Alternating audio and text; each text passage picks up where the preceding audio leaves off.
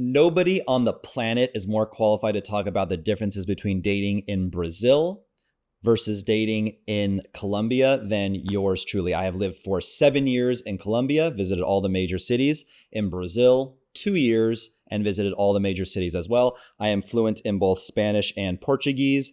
And here are the topics we're going to cover from my, 9 combined years of dating in these two countries. Number 1, the receptiveness towards foreigners / difficulty of that dating market. Number 2, which women have better personalities.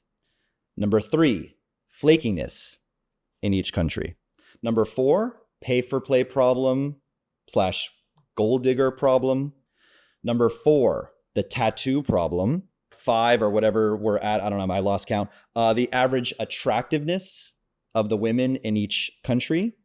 English proficiency, femininity, average intelligence, which girls make better wifey material, important nuances, and then as well as my overall pick depending on who you are and what your goals are. So my overall summary of this, we're going to get into all these points. If you can't tell, this is going to be quite a long, it's going to be a big, deep analysis. We've been putting B-roll on the screen to keep you entertained the whole time. So there's that, but it's going to be quite a long video. So buckle in your seatbelts. But here's kind of like my overall summary. If you're, pressed for time, you don't have time to watch to the end, which actually watch to the end because it's going to be my overall pick about which dating market is better for you based on which type of guy you are is going to come at the end. So you do want to watch to the end. But the quick bullet points are like city matters more than country, right? So London and New York are different countries, but London and New York City would be very similar, even though they're in different countries. London and Buckingham, also New York. New York City and Buckingham, rural Alabama, even though they're in the same country, would be different as fuck. Whereas again, so you see that city matters more than country. Colombia has a lot of potential, but you really want to stay away from Medellin for the xenophobia / racism / whatever you want to call it against foreigners that they have now. The pay for play problem, about 90% of the girls are hookers now. Danger, getting drugged and robbed, and the general low IQ of the people in Medellin. And overall, there's a massive potential in Colombia, just in other cities. And while Brazil is a much more difficult dating market, it's overall extremely rewarding because, you have to dodge all the hookers and prostitutes and you'll have your competition cut out for you. A lot of big, good looking guys to compete with, big gym culture, big, burly guys to compete with. But the women in Brazil have S tier, top tier personalities. They are fun, they're outgoing, they're sweet, they're feminine, they're intelligent, they're just fun. They're outgoing and they're talkative, but not too much to where it's annoying. They're just super fun, super sweet. They're amazing, feminine, and they're highly intelligent too. I don't know why in the red pill community people don't talk about intelligence more. So our first point, let's talk about receptiveness towards foreigners / difficulty of the dating market. So I have my notes here. That's why I keep looking down. Stay away from Medellin if you're going to go to Colombia. The best cities I would recommend off the top of my head from what I hear, I haven't personally been to most of these places, but I've heard good things about Bucaramanga, Manizales, definitely Barranquilla. I'm going to go visit Barranquilla next year, Santa Marta, and perhaps even Bogota. But Bogota is going to be your most intellectual girls, kind of a shitty gray city with terrible weather, but the girls are going to be, like I said, highly intellectual, just probably not that hot on average. And one thing you got to understand about, Medellin and the ease of dating there is what I call the Medellin effect. Basically, it's I just coined this term Medellin effect, where it's the guys in a certain dating market are really, really ugly, but the women are really, really hot. So coming in as a foreigner, you have a big advantage. Plus, they all look Latino versus in Brazil. There's a lot of quote unquote white looking Brazilians. So just being a white guy may not, do you a whole lot of favors. So I would say Colombia gets the point in terms of being an easier dating market overall, just because Sao Paulo and Rio de Janeiro are so fucking difficult. because of many, many reasons, which we'll get into later. But yeah, if you're looking for like what's going to be easier as like a very normal, average looking guy, you're not like a huge, tall, good looking specimen. I would say Colombia definitely gets the point there. Although there are some cities in Brazil where it's like retardedly easy. This is why I have a hard time choosing winners sometimes, because the city matters more than the country. But overall, Colombia, as long as you stay out of Medellin, you're going to have better results, certainly in the big cities anyway, than you would in Brazil. Flakiness. Colombia gets the winner, the point on this one. Colombia is the winner. So I don't want to go too far off in the weeds on this one, but there are certain cities in Brazil, most places, honestly, where the girls, I swear to God, they have a PhD and a 10th degree black belt in wasting men's time. These girls have all day to flirt with you, to talk to you, to send voice notes, sometimes even get on video calls and then just disappear. And again, it's always the hottest ones. It's always like the girl where you thought she was hot, but then you start zooming on her photos like, oh, maybe she's not that hot. Like I was kind of getting fooled by filters. I didn't look that closely. She's kind of a 6.5. It'll be those that don't flake and disappear. There's actually this city called Goiânia, the worst dating market I've ever been to. Not Guyana or whatever. That's a country. How do you pronounce it? French Guyana or Guyana? But Goiânia, Brazil. Like, bro, it was just obnoxious. It was like literally a 95% flake rate. Like I could match with anybody on Tinder. I could get anybody to respond to me on DM practically. But I was just counting the seconds before it's like chat, disappear. So if you're getting flaked a lot, Colombia is going to get the point on that. Which women have better personalities? This is a no-brainer. Obviously, Brazilian women, if you've dated any Brazilian girls in your life, even if you dated Brazilian girls in the United States, you notice, again, outgoing, flirtatious. I don't know how to say it. They're just fun. They have a good vibe. They have a great energy. They're very feminine. And they're not just kind of like these like mindless sex robots. Like a lot of girls from Antioquia are just like, ay, sí, amor. Ay, que chimba. Ay, no, que pecado. Like, ay, papacito. Like there's kind of like a doll where they just like pull the string. They have like 4 or 5 phrases and they can't really contribute or do much in the conversation other than that. Even like really like, it's very rare that like insanely hot women develop any kind of personality or charm, but Brazilian women, they do it. There's just something about their really, really, their culture. Also, Brazil has fewer transformers. Shout out to the Mentuition podcast, Steve and International Al, for coming up with this term.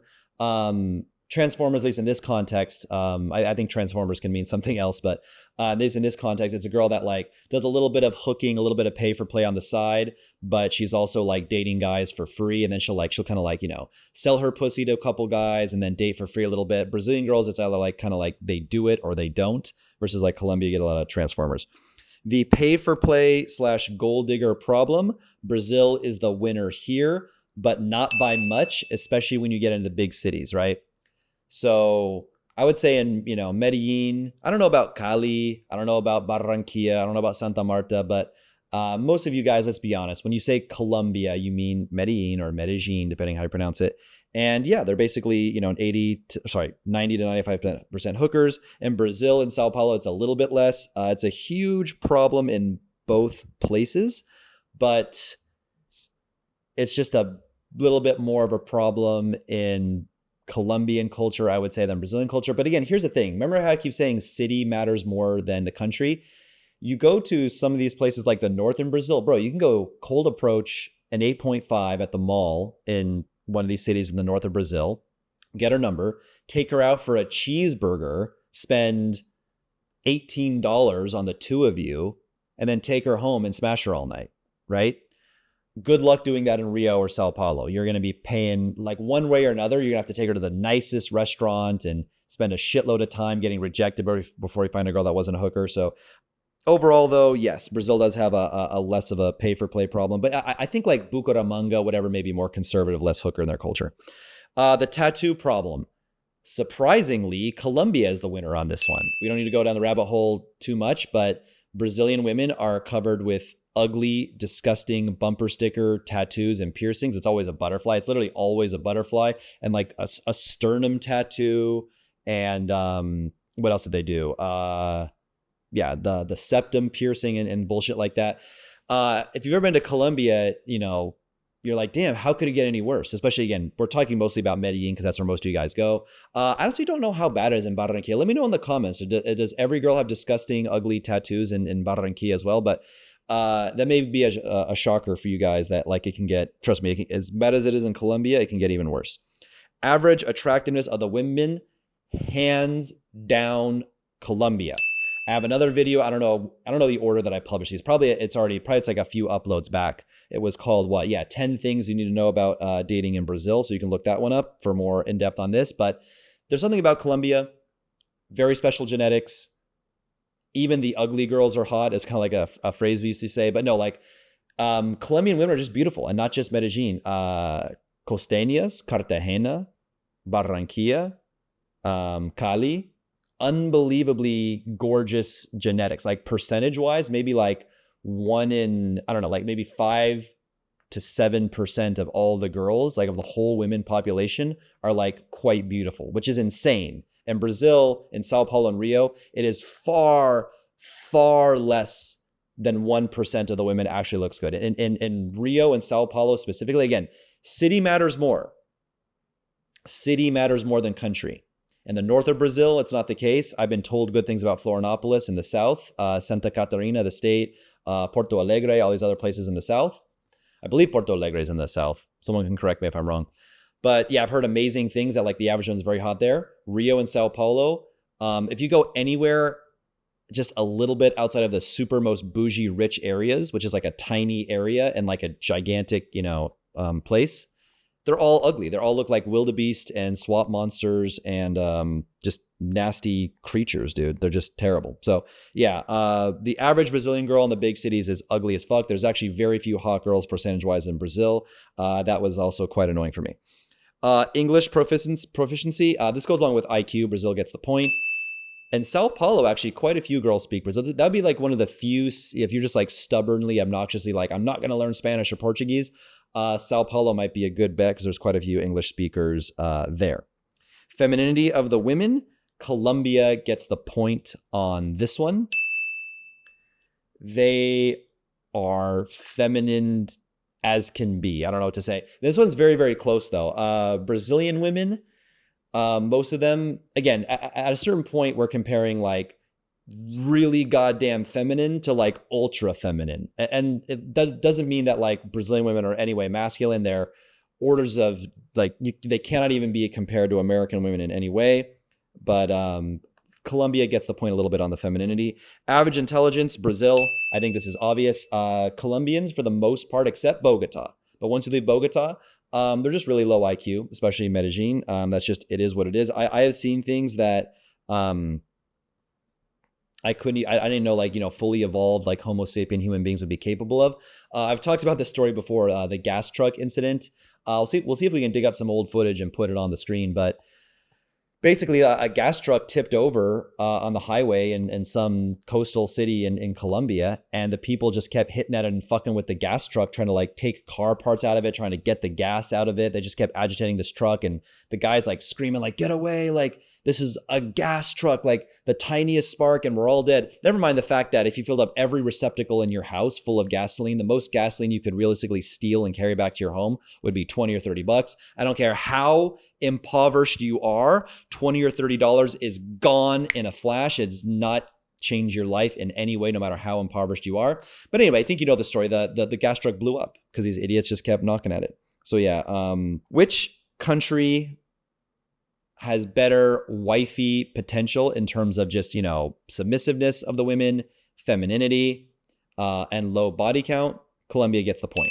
Not that Brazilian women, again, are necessarily not feminine, just not quite as feminine or submissive as Colombian women. But, the right girl, they defer to their man. They like when the man leads and all that. They're feminine Latinas, but they have high body counts. That's one of the issues with Brazilian girls. If you want a car that doesn't have a lot of miles on it, Brazil may not be the dating market for you.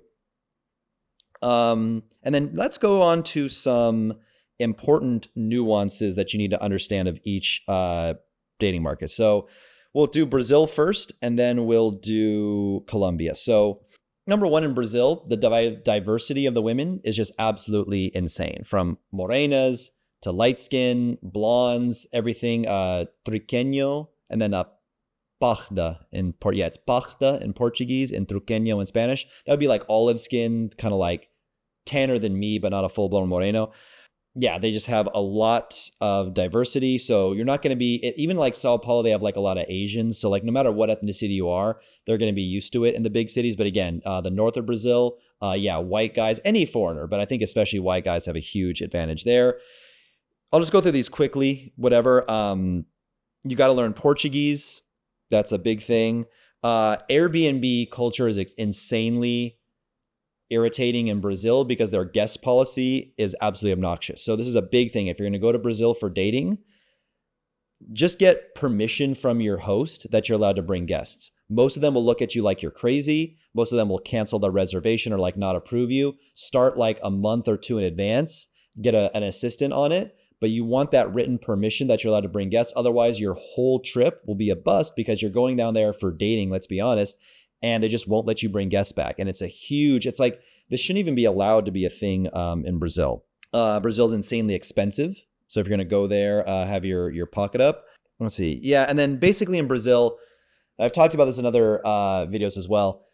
You got to have two choices, right? Well, let me put a caveat. If you're absolutely gorgeous specimen of a man and you know you are, and even with shitty photos, like with selfies, grainy, you can get like a ton of matches on dating apps and girls have been flirting with you and telling you you're handsome for your whole life. Okay, those guys are in their own category. For the rest of us, you have two choices in Brazil. Go to a big city with great livability, nice culinary experiences, good infrastructure, not too much crime, good weather. They have streets and sidewalks that are paved and, decent to walk on and drive on. And dating's going to fucking suck for you. Like dating's going to be so difficult and so hard. You're going to be dodging hookers, and the few girls that aren't hookers are going to want to be with, the 6'2", gorgeous local Brazilian guys. You won't have that much, foreigner advantage, and you're going to struggle and wonder why the fuck you even came there. Or you're going to go to a really shit city where there's dog shit everywhere, downed power lines. The streets look like Atala threw spaghetti on the wall, and they're like, well, that's how we're going to map out the streets where the spaghetti landed. That seems like a good idea. And you just literally do this as you're driving, and you're going to have amazing dating. So that's like Brazil dating like 101 is go to a shitty small city you've never heard of.